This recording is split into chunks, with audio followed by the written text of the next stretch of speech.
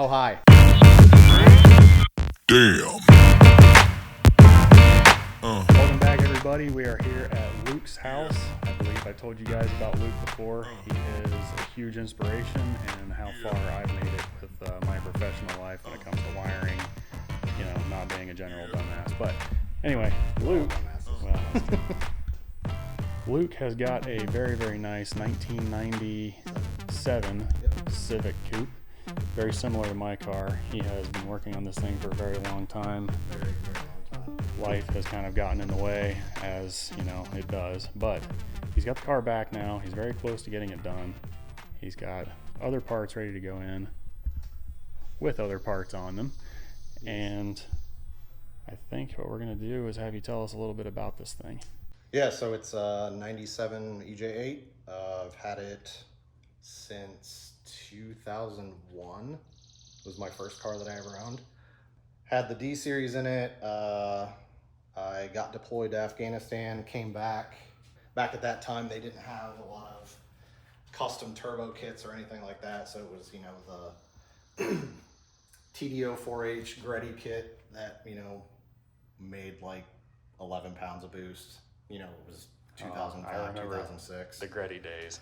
It originally came with the Greddy E-Manage that was absolute garbage. So I ripped that out, got a P28 chipped with they called it a ZIF socket. It was zero insertion force. You just, you know, it's got a little lever that you open up and you put the chip in and close it down.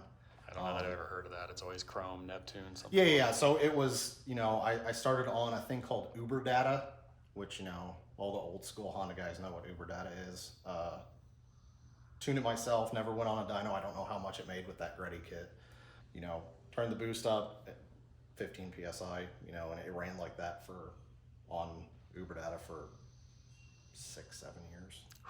Yeah, it ran like that for about 6 years. I got deployed again, then I came back and, you know, coming home one night, was working third shift, and one of those sweet Dodge SRT4s came rolling up in backcountry road going, you know, 110 miles an hour, and it just popped. But I mean, that was the strongest it had ever run. You know, the old saying is they're always best before they blow. They're best right before they blow, and it was two of my most proud moments: the Army, and then the spark plug that blew up. Yeah, definitely. So it melted the ground strap. Pulled the engine out. Found out it was a cracked ring land 10 years ago. So the motor's never ran since. I definitely want to race it, but I also want to have like a weekend car that I can just take out.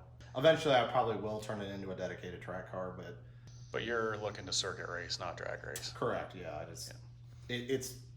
I wouldn't drag race with a D series anyways. This is a good channel to be doing some circuit racing because that is the other half of what we do. So this car, I really want to see this thing hit the track. So you've got some bolts on order. Yep. For the transmission. Yep. You've got a fork on order that some jerk won't bring over here to you. Yeah. And then we'll get the transmission down there and made it up to the engine and get the engine in the car. What's done to this engine? So it's a D16 Y8. It's the engine that was in the car. It's been, you know, the normal. It was line honed, milled, decked. We boarded out half a mil just to make sure everything was round. Diamond hone. FJT rods, Vitara pistons that have been coated on the top. It's a ceramic coated top, moly coated skirts, micro polish crank. I wish I could show you the actual cylinder head work, because that was one of the things that took a lot of time. Was one of the guys that I helped build this engine. That's all he used to do was like small block Chevys and stuff like that. And he's like, oh yeah, I'll give it a whirl. So we you know, unshrouded the valves, did a port job. I think it's either a 3 or a 5 angle valve job. I don't remember. I think it's just a 3. We got rid of the quench area. Port match to everything. The Edelbrock intake manifold, we literally pulled it out of the box and cut the back off of it, and he just went to town on it. It's been port matched to the throttle body. ATI super damper, which, you know, you talked me into getting, which is it's a good investment. Yeah, they're massive. That's a huge, it's like step one on any engine you're gonna rev higher than factory. Yeah. Or put any power to. Yeah. Stainless steel valves, or are they stainless steel? I don't remember. They're Ferrea. It's a whole Ferrea valve train. Yeah, they bend, they don't break. Yeah. I love those valves. I'll always stick to those valves. Springs, retainers. It's got a Zex 108 500 cam. It's like an old school cam. Coil and plug conversion. A lot of the stuff that allows it to be coil and plug, it's up in my office. It's all the really fancy ECUs and stuff. So this car will have no fuses in it at all. Basically no fuses. No relays either. No relays, no fuses. It's using a thing called a PDU, or a power distribution unit. So that is an ECU Masters Matthias kit, right? Correct. Yeah. So that's the same thing I'm going to run on mine. Yep. Can we see it? Yeah, let me go get it. Yes. So, like I said, the car won't use any relays or fuses, and that's all controlled by this guy. So you have basically 16 channels of power output.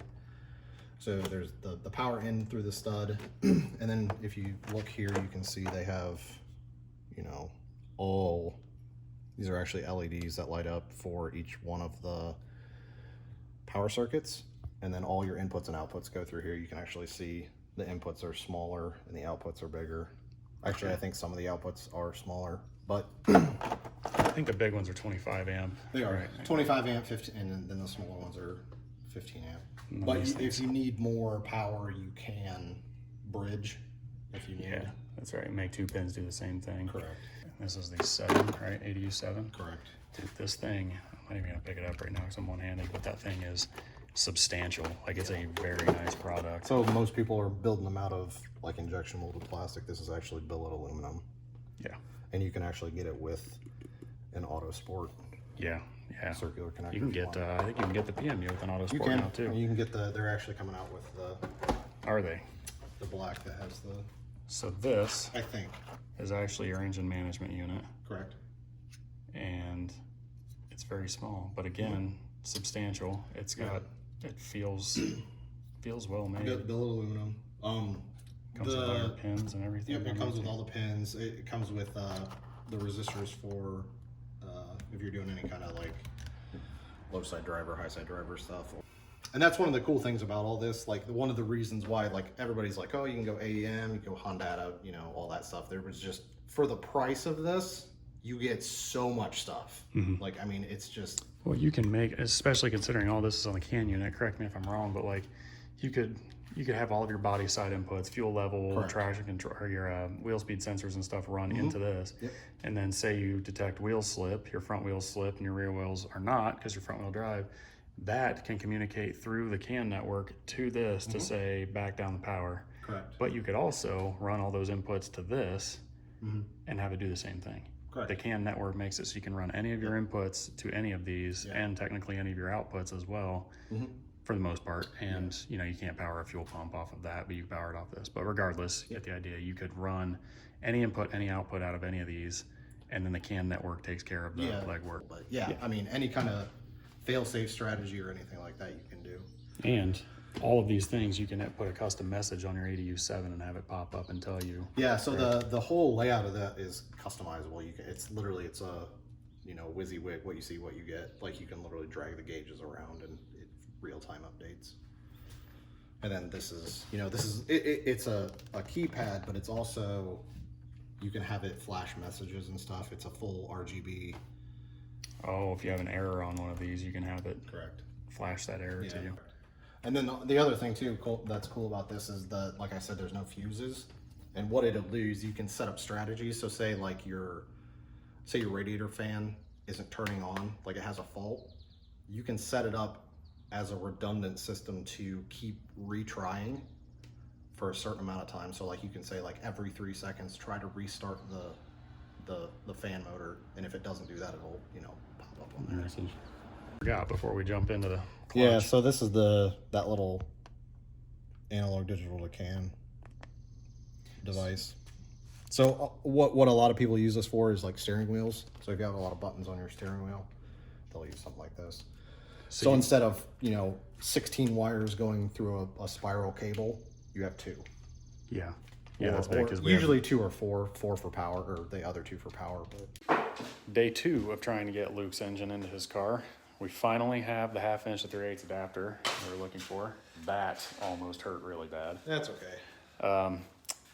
So now we're gonna get the flywheel thrown on it, get the clutch on it, get the trans on it, hopefully get it hung in the car.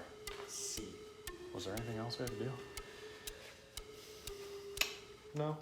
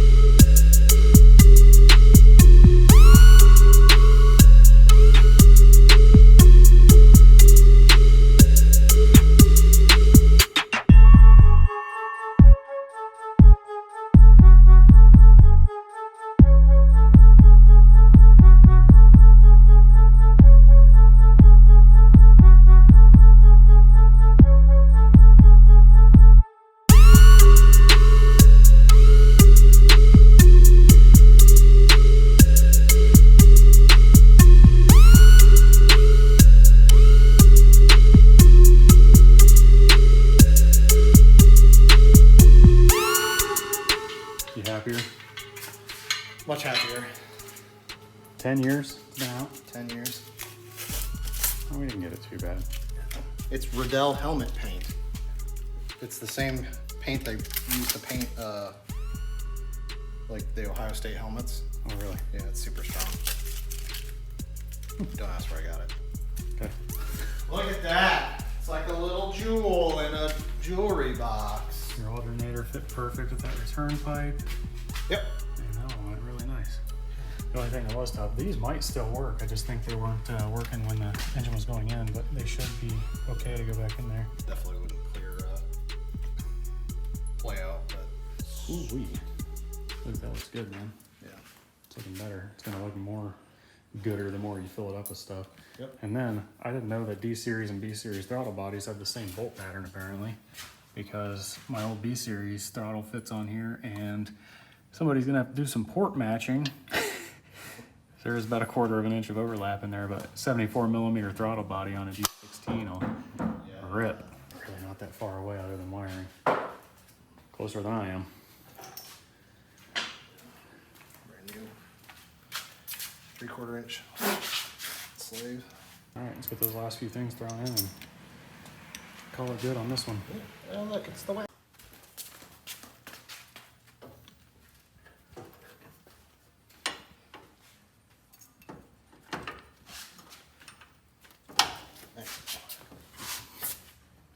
This bushing's pinched. What's that? They're both kind of pinched at the front. Good? No? No, lift up on them a little bit. Just a scooch. That's okay. Oh, that's the one. Actually, I got it. You got it? Got 1, 2. There goes push down on it. There they go.